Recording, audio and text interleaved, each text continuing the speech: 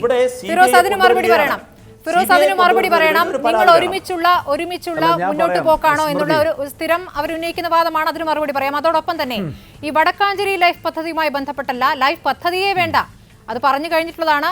നമ്മുടെയൊക്കെ മുന്നിലുണ്ട് ആ തെളിവ്. ഹസൻ പറഞ്ഞ കാര്യം അത് പിന്നീട് രമേശ് ചെന്നിത്തല അത് മയപ്പെടുത്തി പറഞ്ഞെങ്കിലും അങ്ങനെ പറഞ്ഞിട്ടുള്ള കാര്യം യാഥാർത്ഥ്യമാണല്ലോ. അപ്പോൾ ലൈഫ് പദ്ധതിയെ കുഴപ്പമാണ് എന്ന നിലയ്ക്ക് പറഞ്ഞതിനോടുള്ള മറുപടി. സ്മൃതി, എനിക്ക് വളരെ അത്ഭുതം തോന്നുകയാണ്. ഈ അഴിമതി ന്യായീകരിക്കാൻ വേണ്ടി എന്തൊക്കെ കാര്യങ്ങളാണ് റഹീം പറയുന്നത്. ഇക്കഴിഞ്ഞ പഞ്ചായത്ത് ഇലക്ഷനിൽ ഇടതുപക്ഷത്തിന് മേൽക്കോയ്മ ഉണ്ടായതുകൊണ്ട് ഞങ്ങൾ നടത്തിയ എല്ലാ അഴിമതിയെയും ജനങ്ങൾ അംഗീകരിച്ചു എന്നാണ് റഹീം പറയുന്നത്. ഇത് തന്നെയാണ് മോദിയും പറഞ്ഞത്. ഗുജറാത്ത് കലാപത്തിന് ശേഷം നരേന്ദ്രമോദി ഗുജറാത്തിൽ വീണ്ടും അധികാരത്തിൽ വന്നപ്പോൾ മോദി പറഞ്ഞതും ഇതേ വാചകമാണ്. ജനങ്ങൾ എനിക്ക് അംഗീകാരം നൽകിയിരിക്കുന്നു, ഞാൻ നടത്തിയ അക്രമങ്ങൾക്കൊക്കെ ജനങ്ങളുടെ സർട്ടിഫിക്കറ്റ് കിട്ടിയിരിക്കുന്നു എന്ന അതേ വാദമല്ലേ റഹീം ഇവിടെ ഉന്നയിച്ചത്.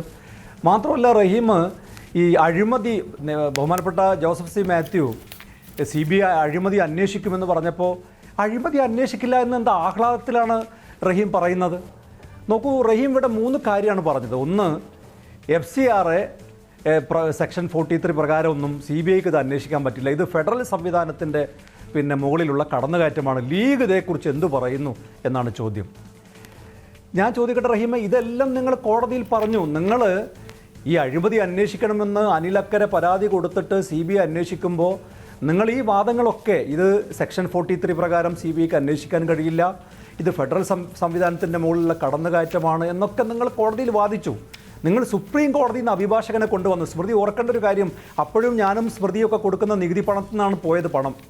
അപ്പോഴും നമുക്കാണ് നഷ്ടം, കേരളത്തിലെ ജനങ്ങൾക്കാണ് നഷ്ടം. ശരി, ഇവരങ്ങനെ ഈ അന്വേഷണത്തെ മുടക്കാൻ വേണ്ടി സുപ്രീം കോടതി വരെ അഭിഭാഷകരെ കൊണ്ടുവന്ന് ഇവർ ഈ വാദങ്ങളൊക്കെ ഉന്നയിച്ചിട്ടും കോടതി അംഗീകരിച്ചില്ല എന്ന് പറഞ്ഞാൽ CBIക്ക് ഈ കേസ് അന്വേഷിക്കാമെന്ന് ഇപ്പോൾ നമ്മുടെ മുമ്പിൽ വന്ന വിധി പ്രകാരം കോടതി അംഗീകാരം നൽകിയിരിക്കുന്നു. അതുകൊണ്ട് ലീഗിൻ്റെ അഭിപ്രായം എന്താണ്? FCR ഫെഡറൽ സംവിധാനത്തിൻ്റെ മുകളിൽ കടന്നുകയറ്റമാണ് മോദി എന്നൊക്കെ ഇടക്കിടക്ക് പറഞ്ഞിട്ട് ഈ വിഷയത്തെ വഴി തിരിച്ചുവിടാൻ റഹീമിന് കഴിയില്ല.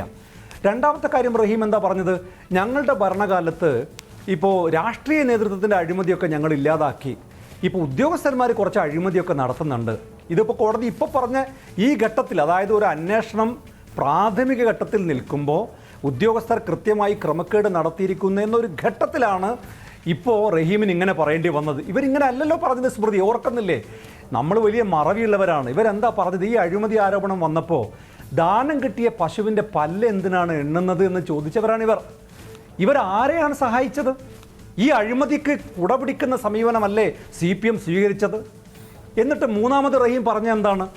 പൊളിറ്റിക്കൽ നോൺ പൊളിറ്റിക്കൽ എക്സിക്യൂട്ടീവ് നടത്തുന്ന എന്താണ് ക്രമക്കേടിന് പൊളിറ്റിക്കൽ എക്സിക്യൂട്ടീവ് ഉത്തരവാദിയല്ല. അതൊരു ജനറൽ സ്റ്റേറ്റ്മെൻ്റ് അല്ലേ? ഈ ഘട്ടത്തിൽ നമുക്ക് എങ്ങനെയാണ് തീർപ്പ് പറയാൻ കഴിയുക? കാരണം എന്താണ് സ്മൃതി? അന്വേഷണം നടന്നു കഴിഞ്ഞാൽ, ഒരു സ്വർണ്ണക്കടത്ത് പിടിച്ചപ്പോഴല്ലേ ഈ 10ാം ക്ലാസ് പാസ്സാകാത്ത സ്വപ്ന സുരേഷിനെ LDF ഗവൺമെൻറ് സ്പേസ് പാർക്കിൻ്റെ മാനേജറാക്കി നിയമിച്ചത് നമ്മൾ മനസ്സിലാക്കിയത്? ഈ സ്വർണ്ണക്കടത്ത് പിടിച്ചപ്പോഴല്ലേ ഈ ലൈഫിൽ 4.25 കോടി രൂപ അഴിമതിയായി പോയി എന്ന് നമ്മൾ മനസ്സിലാക്കിയത്?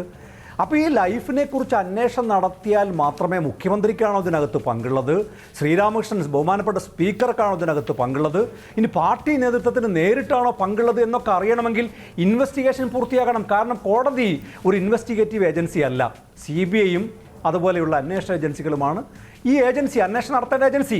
അപ്പോൾ അന്വേഷണം പൂർത്തിയായി കഴിഞ്ഞാലേ റഹീമെ ആശ്വസിക്കാൻ കഴിയും മുഖ്യമന്ത്രിക്ക് ഇതിനകത്ത് പങ്കുണ്ടോ ഇല്ലേ എന്നൊക്കെ ഉള്ളത്. ഇനി സ്മൃതി പറഞ്ഞ കാര്യം, ലൈഫ് വേണ്ടെന്ന് വെക്കും എന്ന് നിങ്ങൾ ഒറ്റ കാര്യം കൂടി സ്മൃതി, ലൈഫ് വേണ്ടെന്ന് വെക്കും എന്ന് നിങ്ങൾ പറഞ്ഞില്ലേ? ശരിയാണ്.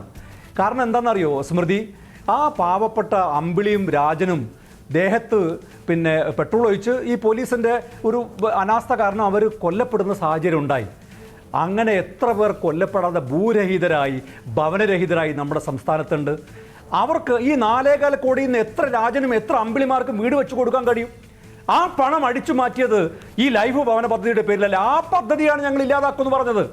ഈ പാവപ്പെട്ട അമ്പിളിയെയും രാജനെയും കൊലക്ക് കൊടുത്ത ഈ പദ്ധതി ഞങ്ങൾ വേണ്ടെന്ന് വെക്കും. ഒരു സംശയം വേണ്ട സ്മൃതി, ഞങ്ങൾ അധികാരത്തിൽ വന്നാൽ എന്നിട്ട് ഈ രാജനെ പോലെ അമ്പിളിയെ പോലെയുള്ള ലക്ഷക്കണക്കിന് ആളുകൾക്ക് ഞങ്ങൾ വീട് വെച്ചു കൊടുക്കും. ഈ അമ്പിളിയുടെയും രാജന്റെയും ജീവൻ എടുത്തിട്ട് അതിന്റെ പേര് ലൈഫ് എന്ന് പേരും കൊടുത്തിട്ട് എന്നിട്ട് റഹീം പോയിട്ട് ഞങ്ങൾ ആ കുട്ടികളുടെ വിദ്യാഭ്യാസം കൊടുക്കാന്ന് പറഞ്ഞ എല്ലാം ആയോ? അതുകൊണ്ട് പ്രായശ്ചിത്തമായോ? കൊന്നാ പാപം തിന്നാ തീരും റഹീമെ. എന്നിട്ട് നിങ്ങൾ ഇതോ ലൈഫ് മുടക്കി എന്നൊക്കെ നിങ്ങൾ ഇങ്ങനെ പിന്നെ വലിയ അക്ഷരത്തിൽ പറഞ്ഞാലൊന്നും കേരളത്തെ ജനങ്ങളെ നിങ്ങൾക്ക് വിശ്വസിപ്പിക്കാൻ കഴിയില്ല റഹീമെ. ഒരു പഞ്ചായത്ത് ഇലക്ഷനിൽ നിങ്ങൾ 4 വാർഡിൽ ജയിച്ചു എന്ന് കരുതി നിങ്ങൾ ചെയ്യുന്ന എന്ത് തെറ്റും സാധൂകരിച്ചു എന്ന് കരുതരുത് റഹീമെ.